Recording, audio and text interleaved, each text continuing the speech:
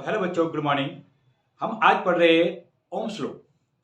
जैसा कि सब बच्चों को सिखा देती है ओम्स लॉ के अंदर, यहाँ पर मैं आपको ओम्स लॉ जो कि प्रतिरोध के बारे में दिया गया है उसके बारे में मैं आपको बहुत ही बेसिक लेवल से नीट एंड क्लीन तरीके से समझाऊंगा और आशा रखता हूँ कि आपको ये कॉन्सेप्ट समझने में बहुत आसानी होगी। तो हम शुरू करते हैं ओम्स लॉ के अंदर बिना किसी देरी से किए हुए। देखो, मैंने यहाँ पर ओम्स लॉ की जो डेफिनेशन है अकॉर्डिंग टू ओम्स लॉ वो कहता क्या है, वो आपको कहता बड़ा कि मान लो यहां पर एक कंडक्टर वायर है। ये मैंने कंडक्टर वायर शो किया है। जब मैं इस कंडक्टर वायर को किसी बैटरी से कनेक्ट करता हूं, battery plus minus plus minus plus minus, अब आपको पता है कि छोटा वाला माइनस होता है और बड़े वाला टर्मिनल प्लस होता है। अब इस कंडक्टर वायर के दो यहां पर एंड शोर है। इस शोर को बोलते पी, इस शोर को बोलते क्यू। जैसे मैं स्विच को यहां पर ऑन करूंगा, ये मैंने स्विच को ऑन किया जिसको अपन कहते हैं कुंजी के, बैटरी बी। स्विच को ऑन करते ही इस करंट के अंदर या इस सर्किट में क्या फ्लोइंग होगी, करंट, धारा बहेगी। ये धारा आई यहां से जाएगी और बिंदु पी पर जाएगी। जैसे धारा बिंदु पी से होती हुई यहां से क्यू पर आएगी, तो आपको पता है जब किसी चालक तार में धारा प्रवाहित होती है तो उसके सिरों पर क्या उत्पन्न होता है, विभवांतर। क्या उत्पन्न होगा, विभवांतर। तो इसके सिरों पर विभवांतर, जैसे ये V इसको मान लेते, ए मान लेते हैं, इसको B मान लेते अपन। तो यहाँ पर विभवांतर उत्पन्न होगा, उस विभवांतर को बोलेंगे VA और यहाँ पर जो होगा उसको बोलेंगे अपन VB। अब आपको बोल दिया है कि कुल विभव उत्पन्न कितना हुआ, तो आपको पता है कुल विभव होता है VB minus VA is equal to V। ये सूत्र होता है। अब ये विभवांतर उत्पन्न कैसे हुआ, ये उत्पन्न कैसे हुआ, जैसे इस चालक तार में क्या बहने लगी, धारा बहने से ही उसमें क्या उत्पन्न हुआ है, विभवांतर V उत्पन्न हुआ है। आगे समझ ना, धारा बहने से ही उसमें उत्पन्न विभवांतर V उत्पन्न हुआ है। तो सूत्र इसका क्या हो जाएगा, तो सूत्र इसका क्या हो जाएगा, क्या लिखा हुआ है कि किसी चालक तार के सिरों पर उत्पन्न विभवांतर, ये लो विभवांतर, उसमें बहने वाली धारा I, ये धारा I, उसके क्या होता है, समानुपात होता है, ये परपेंडिकुलर, V परपेंडिकुलर I। अब आपको पता ही है जब इस अनुपात के निशान को हम खोलते हैं तो यहां पर एक क्या आता है, यहां पर एक आता है कांस्टेंट, ये आया आपका कांस्टेंट R। अब ये जो R है वो क्या है, ये एक समानुपात का कांस्टेंट है, समानुपात स्थिरांक। क्लियर। इस R को कहते क्या है, इस R को कहते हैं प्रतिरोध। क्या कहते हैं, प्रतिरोध, रेजिस्टेंस। क्लियर। अब ये प्रतिरोध होता है, ये प्रतिरोध होता क्या है, इसकी परिभाषा अगर डेफिनेशन बोल दिया जाए तो ये क्या करता है, ये परिपथ में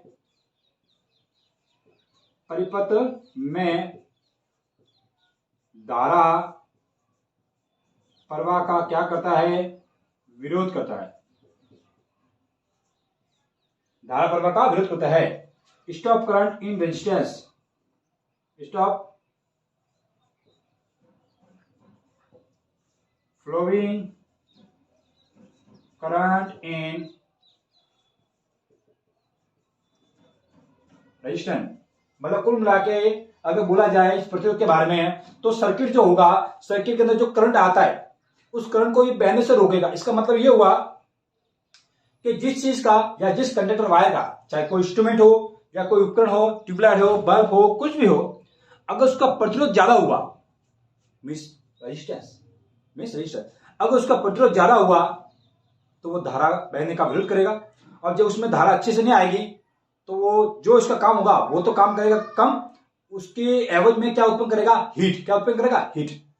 तो उसकी जो है हीटिंग कैपेसिटी बढ़ जाएगी। इसलिए आपको पता है जैसे गीजर है, प्रेस है, ये ओवन वगैरह है, आपको पता है इसका प्रिंसिपल क्या है, ये हमेशा इलेक्ट्रिक एनर्जी को बड़ा चेंज करता है हीटिंग कैपेसिटी के अंदर या हीटिंग एनर्जी के अंदर। आपको पता है इसके अंदर लाइट वगैरह जलती है, इसके अंदर लाइटिंग वगैरह नहीं जलती है, क्योंकि ये जितनी भी कैपेसिटी आती है, जितनी भी आपकी करंट आता है उस करंट को रोकता है, और रोक कर किसमें चेंज करता है, हीट के अंदर। अब आपको पता है जैसे कि अगर बोल दिया जाए पहले आपको पता है पहले जमाने के अंदर वो जो बल्ब आते थे येलो कलर के, वो आपको पता है जितना करंट वो करंट जाने से बहुत गर्म होते थे। वो गर्म होने का कारण क्या है कि उस तार के अंदर रेजिस्टेंस या उस बल्ब की जो तंतु होता है उसमें रेजिस्टेंस क्या होता है, ज्यादा होता है। अभी आपको पता है वर्तमान के अंदर आगे है एलईडी बल्ब, आपको पता है वो गर्म नहीं होते, गर्म होने का कारण क्या है, उसके अंदर रेजिस्टेंस क्या है, बिल्कुल कम है, रेजिस्टेंस क्या है, बिल्कुल कम है। तो इसलिए आपको होता है, अब आपको बोलता है कि सबसे ज्यादा या सबसे कम रेजिस्टेंस कौन से भाग में होता है, तो आपको पता है कि विद्युत धारा का सुचालक कौन है सबसे अच्छा, तो आपको याद होनी चाहिए चांदी। इसमें करंट अच्छी तरह से फ्लो होता है, जिसका प्रतीक होता है एजी, जिसका प्रतीक क्या होता है, एजी। अब ये धारा की सबसे सुचालक है, इसलिए इसका प्रतिरोध सबसे क्या होगा, इसका प्रतिरोध होगा सबसे कम, प्रतिरोध सबसे कम। अब आप बोल रहे हो कि सर अगर चांदी सुचालक, विद्युत की इतनी सुचालक है तो इसका यूज क्यों नहीं करते, क्योंकि इसका प्रतिरोध बहुत कम है, इसमें जितनी करंट आएगी वो उतनी करंट को आगे भेजेगा। तो इसका यूज न करने का कारण क्या है, क्योंकि आपको पता है ये बहुत कॉस्टली होती है, बहुत एक्सपेंसिव होती है, तो इसका हम यूज कर सकते नहीं है। इसलिए इससे कम जो होता है, इसके कम जो होता है वो होता है कॉपर का, तांबा, सीयू, और सीयू से भी कम होता है एल्यूमिनियम का। इसलिए आपको होता है अपने घर के अंदर जो भी आप वायर ले रहे हो वो आपको लेना है कॉपर का। एल्यूमिनियम का लिया क्या, आपको पता है एल्यूमिनियम का जो रेजिस्टेंस होता है वो इससे भी क्या होता है, अधिक होता है। तो आपको पता है जितनी भी आपकी इलेक्ट्रिक एनर्जी आएगी, जितनी भी आपकी करंट आएगा, वो उसको लाइट में बदलने की बजाय आपको हीट में जनरेट करके देगा, तो आपकी बिजली का बिल ज्यादा आएगा और आपकी कैपेसिटी बनेगी, ठीक है। तो चलिए अपन यहाँ बात करते हैं। अब इसकी बात की जाए प्रतिरोध की, इसके अगर मात्रा की बात की जाए, यूनिट की, इसका मात्रक, इसका यूनिट बेटा क्या होता है, तो आपको पता है ये इसका मात्रक होता है ओम। ओम्स का निशान होता है ऐसे वाला सिंबल, ये वाला, ठीक है। अब मुझे आर को फाइंड करना है, अगर मुझे आर को फाइंड करना हो तो आपको होता है ये लिया मैंने आर बराबर, अब मैं आर यहीं रखूंगा तो ये आई इसके नीचे जाएगा, तो क्या आ जाएगा, आर बराबर वी अपॉन आई हो जाएगा। ये आपका फॉर्मूला आ गया ओम का, प्रतिरोध ज्ञात करने का आपका फॉर्मूला आ गया। इसी फॉर्मूले के द्वारा अपन आई भी निकाल सकते हैं। अगर मुझे आई फाइंड करना है, अगर आपको क्वेश्चन के अंदर वी और आर दिया हुआ, आई फाइंड करने का बोला है, तो आपको होता है आई को लेंगे बाहर, ये आएगा है बाहर, और आर आ जाएगा इसकी तरफ, तो वी अपॉन आर हो जाएगा। ये सूत्र आपका इसका भी है। आपको पता है स्टार्ट के अंदर हमने आई का फॉर्मूला एक बार पढ़ा था, Q upon T, Q upon T ये होता है। इसमें आपको पढ़ा था ये क्या होता है, अगर आपके क्वेश्चन के अंदर आपको दे रखा हो चार्ज और आपको दे रखा हो कोई टाइम पीरियड, तो उसमें आपको देखना है कि आपको क्वेश्चन के अंदर गिवन क्या है, जो गिवन होते हैं उसी के ऊपर आपका इसका क्वेश्चन निकलता है। अगर आपको वी और आर दिया हुआ है तो अपन ये वाला फॉर्मूला यूज करना है, अगर आपको चार्ज और टी दिया हुआ है तो आपको ये फॉर्मूला यूज करना है, ठीक है ना। अभी हम चलते हैं, अभी आप पढ़ते हैं प्रतिरोध का जो कॉम्बिनेशन होता है, श्रेणी क्रम और समांतर क्रम, वो किस प्रकार से होता है। चलिए तो देखिए, अभी आपका है प्रतिरोध का संयोजन। जैसे आपको सबको पता है प्रतिरोध जो होता है, रेजिस्टेंस होता है, उसका जो जोड़ने का तरीका होता है वो दो टाइप्स का होता है, या तो वो आपके जुड़ेंगे श्रेणी क्रम में या आपके जुड़ेंगे वो समांतर क्रम में। अब श्रेणी क्रम का मतलब होता क्या है, सबसे पहले इसको समझने के लिए मैं आपके सामने एक डायग्राम शो करता हूं। अगर देखो यहां पर ये प्रतिरोध है, ये प्रतिरोध R1, ये प्रतिरोध R2, ये प्रतिरोध R3। अगर तीनों का तीनों प्रतिरोध आपके एक ही वायर से कनेक्ट हो, एक ही वायर से कनेक्ट हो, तो उसको तो कहेंगे अपन श्रेणी क्रम, R1, R2 और R3। आगे से अब यहां पर इस समांतर क्रम की बात की जाए, अगर आपके तीनों के तीनों प्रतिरोध, ये ऐसा ये बैटरी मैंने बना दी, प्लस माइनस, यहां से वायर आ रहा है और वायर आकर के यहां पर ये प्रतिरोध वायर तीन भाग में बढ़ रहा है, 1, 2 और 3 भाग।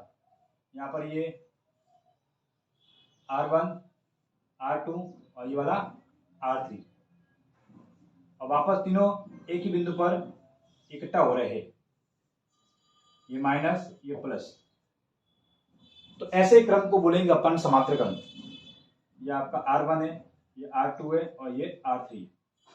अब यहां पर देखिए थोड़ा ध्यान से, अगर ये आपको पता है कि बैटरी से तीनों का तीनों, चाहे प्रतिरोध हो या आपके घर के कोई भी इंस्ट्रूमेंट हो, चाहे लाइट हो, बल्ब हो, फ्रिज हो, टीवी हो, कुछ भी हो, अगर वो एक ही वायर के द्वारा जुड़े होते, अगर वो एक ही वायर के द्वारा जुड़े हैं तो उसको कहेंगे अपन श्रेणी क्रम, और उसके अंदर वायर अलग अलग होता है तो उसको कहेंगे समांतर क्रम। अब देखिए यहाँ पर लॉजिक क्या है, लॉजिक यहाँ पर ये है कि आपको पता है जैसे मैं स्विच को ऑन करूंगा यहां से बहेगी करंट और इस वायर से होते हुए यहां से जाएगी, और जैसे यहां से जाएगी आपको पता है करंट तार एक ही है, तो करंट आई यहां से जाएगी, जितनी आई जाएगी बेटा आई उतनी ही वापस बाहर निकलेगी।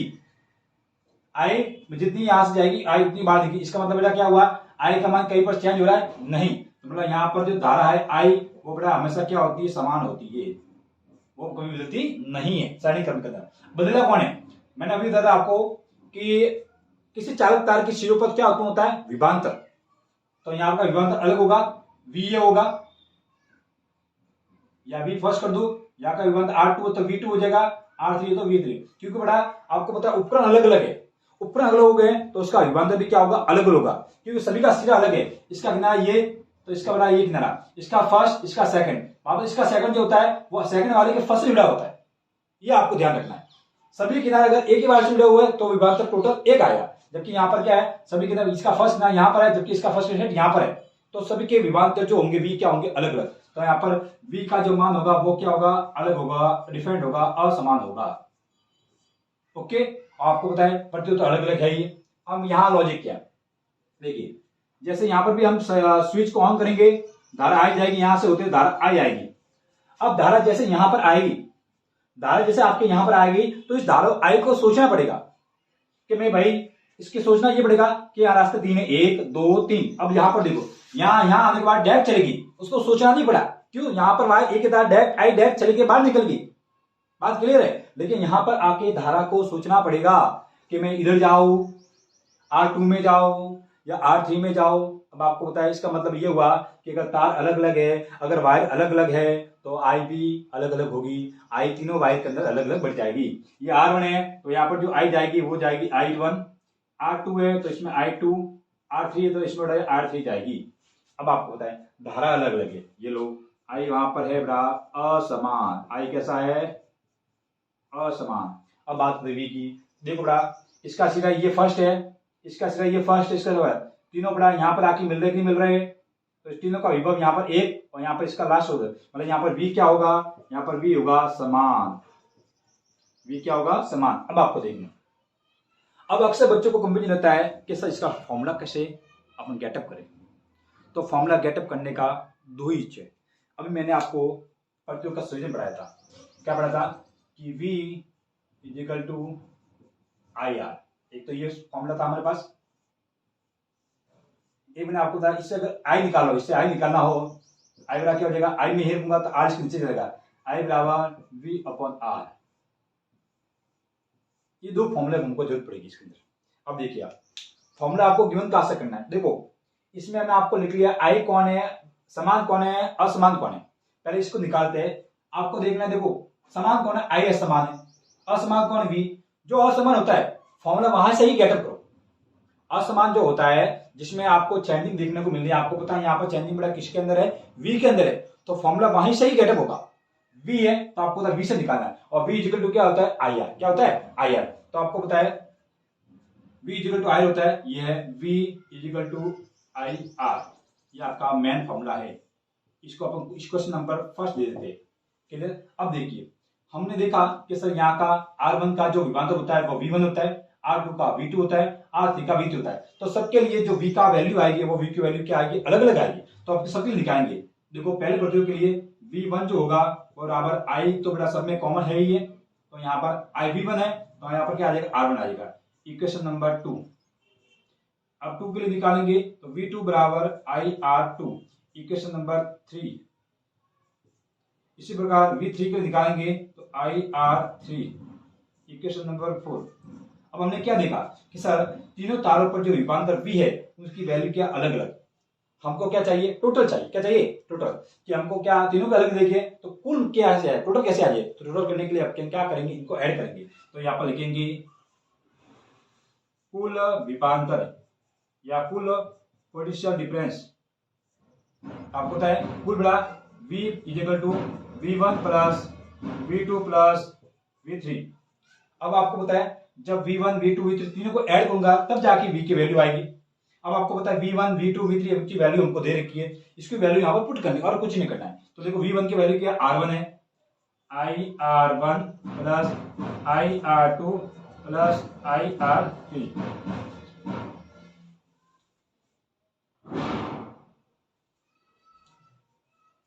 ठीक है, IR1 IR2 IR3।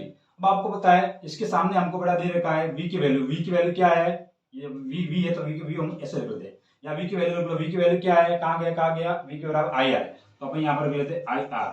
अब आपको देखना है, क्या देखना है, देखो IR इज इक्वल टू इसमें IR1 IR2 IR3 बेटा कॉमन कौन नजर आ रहा है, आपको I नजर आ रहा है, तो मैं यहाँ पर लिख लूंगा I बराबर आ गया R1 R2 प्लस R3।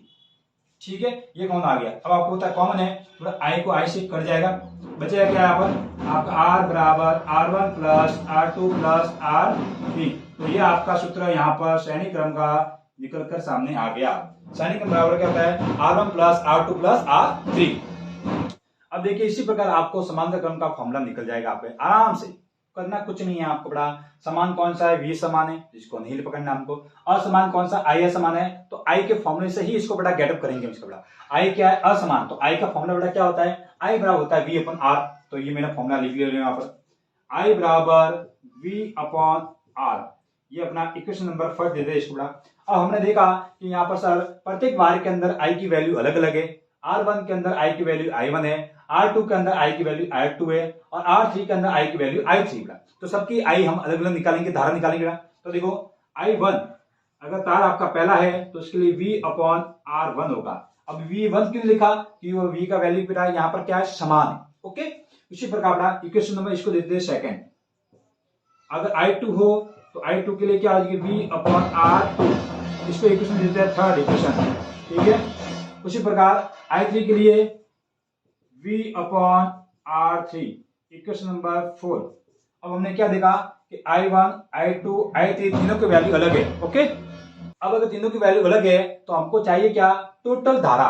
तो I1 I2 I3 को हमको क्या करना पड़ेगा, ऐड करना पड़ेगा। तो यहां पर मैं लिखूंगा कुल धारा जो किससे आएगी, I बराबर I1 plus I2 plus I3, मुझे तीनों धारा को ऐड करना पड़ेगा तब जाके मेरी वैल्यू निकलेगी। अब देखो I1 है I2 है I3, इनकी वैल्यू हमको यहाँ पर दे रखी है, तो इसको वैल्यू यहाँ पर पुट करनी और कुछ नहीं करना। तो देखो I यहाँ पर था तो मैंने यहाँ पर I लिख लिया है। I1 की वैल्यू कितनी है, V अपॉन R1, तो ये मैंने लिख ली V अपॉन R1। इसी प्रकार V अपॉन R2, इसी प्रकार V अपॉन R3। क्लियर, कुछ नहीं करना है। अब आपको दिख रहा है I की वैल्यू कितनी है, I की वैल्यू है V अपॉन R, तो इसकी वैल्यू मैं यहां पर करता हूं V अपॉन R। अब देखो बेटा इसके अंदर V upon R1 V upon R2 V upon R3 में कॉमन नजर क्या आ रहा है, V कॉमन आ रहा है। देखो R1 R2 R3 तीनों में क्या अलग अलग है, तो V कॉमन है तो मैं V यहां पर ले लूंगा बाहर। बच्चा बेटा जब मैं V बाहर लूंगा तो यहाँ पर बचेगा 1 अपॉन R1, तो ये आपका आ गया 1 अपॉन R1 1 अपॉन R2 और 1 अपॉन R3। क्लियर, अब आपको V से V काटना है, जब V से V काट दूंगा यहाँ पर कट जाएगा तो यहाँ पर आपको बच जाएगा 1 अपॉन R1 बराबर 1 upon R1 plus 1 upon R2 plus 1 upon R3। इस प्रकार से ये आपका समांतर क्रम का सूत्र निकलकर सामने आ गया। क्लियर, तो आशा करता हूं मेरे द्वारा दी गई जानकारी आपको समझ में आ गई होगी। अगर समझ में आए तो आगे और पढ़ते रहना।